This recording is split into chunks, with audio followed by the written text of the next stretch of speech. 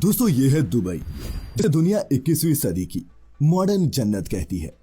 दुनिया के सबसे ऊंचे स्काईस्क्रेपर से लेकर world class malls, showroom, clubs और तो और मैनमेड आइलैंड्स तक यहाँ है। पर क्या आपने कभी सोचा है कि इस मॉडर्न जन्नत को बनाने वाले हमारे मजदूर भाई इस अल्ट्रा मॉडर्न सिटी में कहां और कैसे रहते हैं?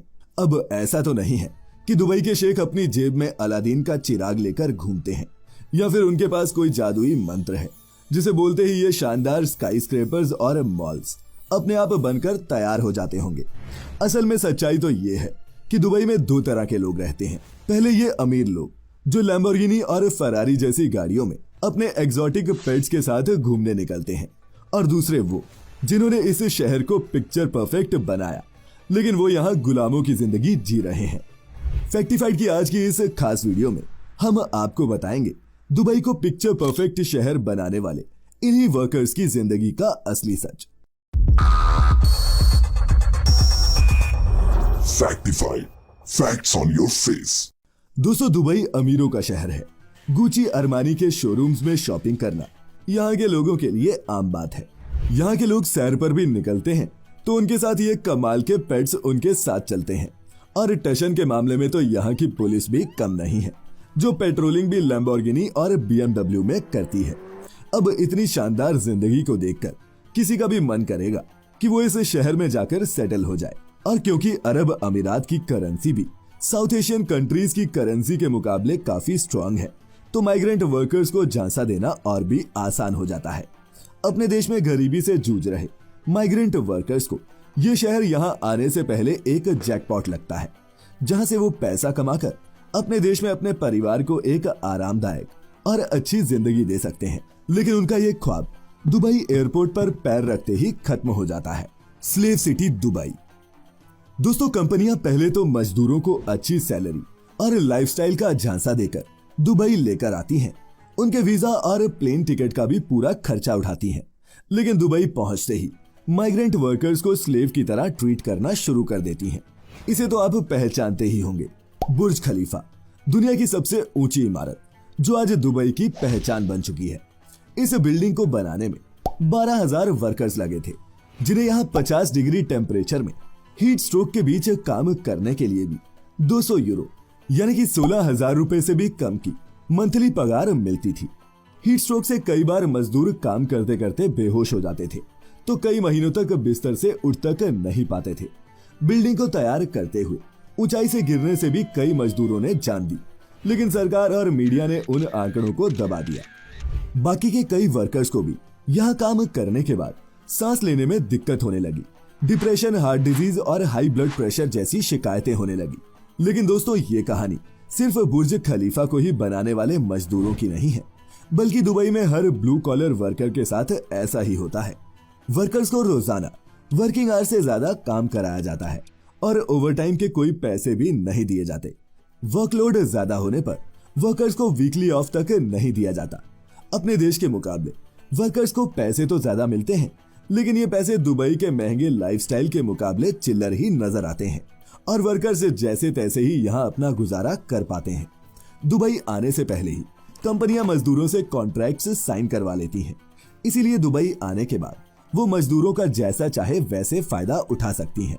और अगर इन सब से तंग आकर कोई मजदूर वापस अपने देश लौटना भी चाहे तो ये तब तक पॉसिबल नहीं हो पाता जब तक उसका मालिक या फिर कंपनी उसे इजाजत ना दे दे, क्योंकि कंपनियां वर्कर्स के पासपोर्ट उसकी ज्वाइनिंग के दिन ही जब्त कर लेती हैं। यूएई के कानून के मुताबिक वैसे तो वर्कर्स की सैलरी होल्ड करना या फिर उनका शोषण करना जुर्म है, लेकिन चूंकि ये migrant workers private sponsorship system के जरिए यहाँ लाए जाते हैं, तो यहाँ का सिस्टम भी इनसे पल्ला झाड़ लेता है।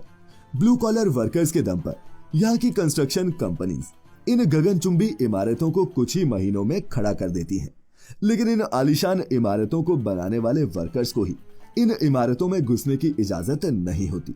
ये लोग दुबई की 45-48 डिग्री की भीषण गर्मी में भी बिना किसी सुविधा के काम करते हैं, और इस दौरान अगर कोई मजदूर बीमार पड़ जाए तो कंपनियां उन्हें कोई खास कंपनसेशन भी नहीं देती।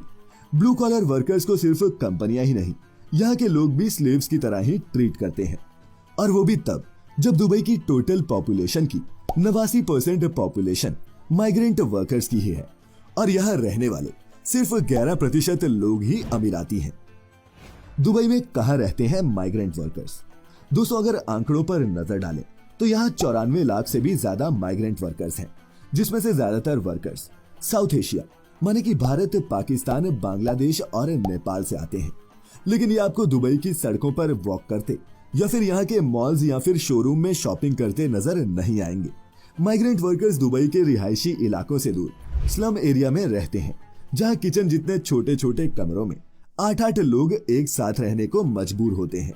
वहीं कई बार मजदूरों को किचन की सुविधा तक नहीं मिलती और इन्हें इन्हीं कमरों में खाना बनाने का सामान भी एडजस्ट करना पड़ता है। रोज सुबह काम पर ले जाने के लिए यहाँ कंपनियां अपनी बसें बेचती हैं, जिनमें भरकर इन्हें वर्किंग साइट पर ले जाया जाता है। कई बार ये कंपनियां वर्कर्स की सैलरी को 2-3 महीनों तक भी होल्ड कर देती हैं, तो कभी कभी बिना पैसे दिए ही काम निकाल लेती हैं। 3 सितंबर 2020 द गार्जियन की ह्यूमन राइट्स कॉलम में एक माइग्रेंट वर्कर का कॉलम छपा। इस वर्कर का नाम था हसन, जो पिछले 10 सालों से दुबई में मजदूरी कर रहा था। लेकिन लॉकडाउन में उनकी कंपनी ने उन्हें और दूसरे 98 और मजदूरों को बिना पैसे दिए ही निकाल दिया। इन लोगों के पास इतने पैसे भी नहीं थे कि ये खाना तक खा पाते, और अब ये कुछ कर सकते थे तो बस अपने कमरे की खिड़की से मदद का इंतजार। इनमें से कई लोग अपने देश वापस लौटना चाहते थे, लेकिन उसके लिए भी पैसे लगते हैं। और दोस्तों, ये हाल तब है जब दुबई में रोजाना 38% खाना बर्बाद होता है। हैरानी की बात है कि जो शहर फूड वेस्टेज के मामले में दुनिया के टॉप शहरों में से एक है, वहां की जनता भी भूख से मर सकती है।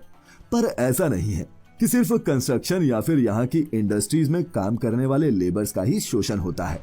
यहाँ के घरों में काम करने वाले फॉरेन वर्कर्स और मेड्स की जिंदगी भी किसी सजा से कम नहीं है। Human trafficking.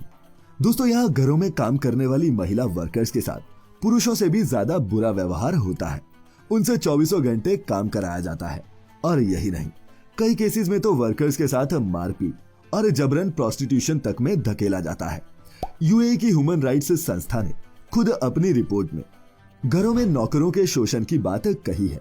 दुनिया भर के गरीब देशों से महिलाओं को यहाँ अच्छी नौकरी देने का झांसा देकर लाया जाता है और फिर यहाँ उन्हें जबरन प्रोस्टिट्यूट बनाया जाता है।